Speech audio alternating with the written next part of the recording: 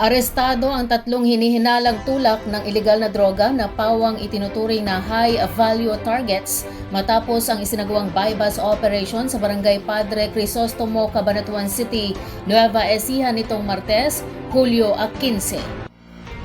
Ayon sa Philippine Drug Enforcement Agency o PDEA Nueva Ecija, naganap ang operasyon dakong alas 4:20 ng hapon at nagresulta sa pagkakabuwag ng isang makeshift drug den at pagkakasamsam ng hinihinalang shabu na nagkakahalaga ng humigit kumulang 68,000 pesos. Kinilala ng PDEA ang mga naarestong suspek sa kanilang mga alias na Claire, 28 anyos, Joms, 29 anyos at Jojo, 18 anyos. Nakumpiska mula sa mga suspek ang 8 heat shield transparent plastic sachet na naglalaman ng tinatayang 10 gramo ng hinihinalang shabu, iba't ibang drug paraphernalia at ang ginamit na buy-bust money. Pansamantalang ikinulong ang mga suspek sa PDEA Region 3 Detention Facility sa City of San Fernando, Pampanga habang inihahanda ang pagsasampa ng kaukulang kaso. Isinagawa ang operasyon ng pinagsanib na puwersa ng PDEA Nueva Ecija Provincial Office at Nueva Ecija Police Provincial Office Drug Enforcement Unit. Inihahanda na ang pagsasampa ng kasong paglabag sa Republic Act 9165 o Comprehensive Dangerous Drugs Act of 2002 laban sa mga naarestong suspek. Personal na kinausap at binigyan ng kaukulang tulong ng lokal na pamahalaan ng HN Nueva Ecija ang mga batang sangkot sa isang viral na insidente na naganap sa labas ng Lambakin National High School bilang bahagi ng agarang pagtugon upang matiyak ang kanilang kapakanan at maiwasan ang paglala ng sitwasyon.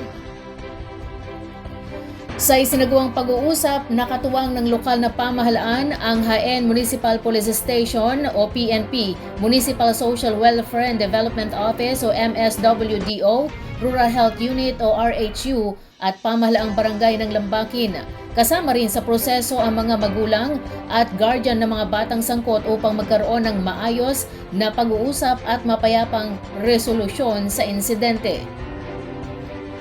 Ayon kay HN Mayor Attorney Sylvester C. Austria, naging maayos ang pagresolba sa naturang usapin sa pamagitan ng pagipagtulungan ng iba't ibang ahensya at aktibong partisipasyon ng mga pamilya ng mga bata.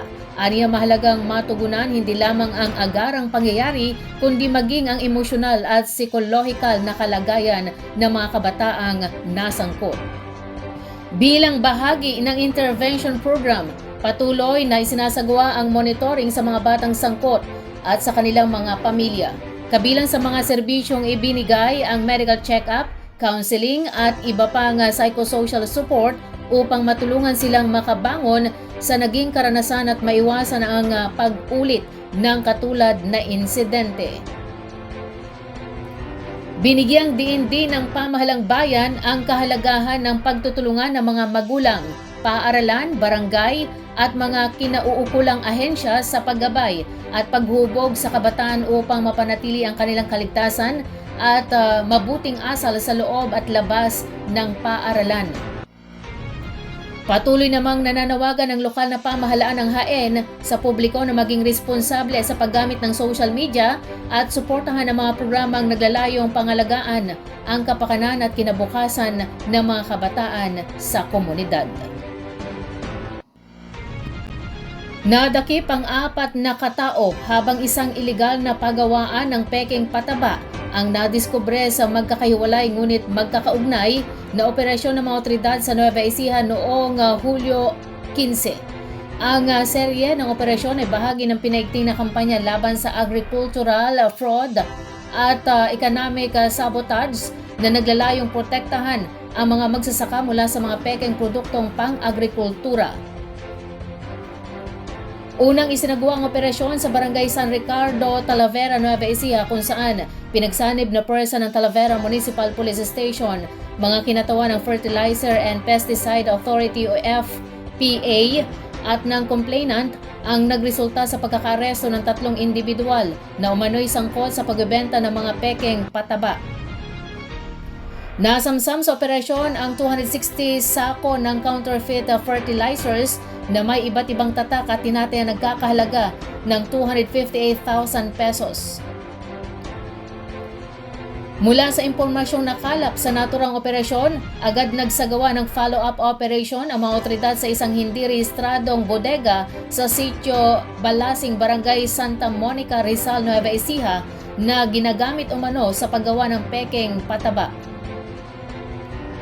Pinangunahan ang ikalawang operasyon ng mga tauhan ng Rizal Municipal Police Station, Talavera Municipal Police Station, Criminal Investigation and Detention Group, Nueva Ecija Provincial Field Unit, Regional Special Operations Group 3 o RSOG 3, Provincial Intelligence Unit ng Nueva Ecija Police Provincial Office at Fertilizer and Pesticide Authority.